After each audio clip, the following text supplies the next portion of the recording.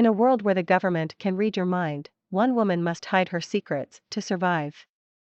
The woman, who we'll call Jane, was always a bit of a rebellious type.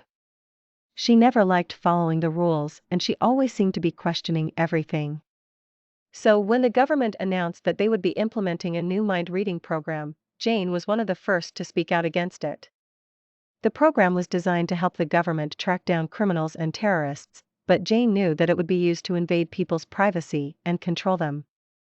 She was determined to fight against it and make sure that her mind remained her own.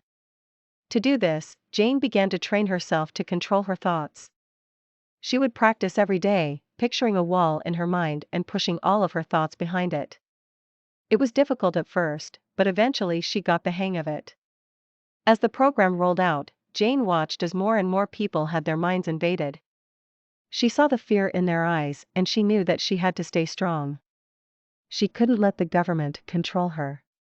Eventually, the day came when Jane was called in for her mind reading. She walked into the room and sat down, her heart racing in her chest. The government officials attached the mind-reading machine to her head and she closed her eyes, picturing her wall. She could feel the machine probing her mind, but she pushed back against it.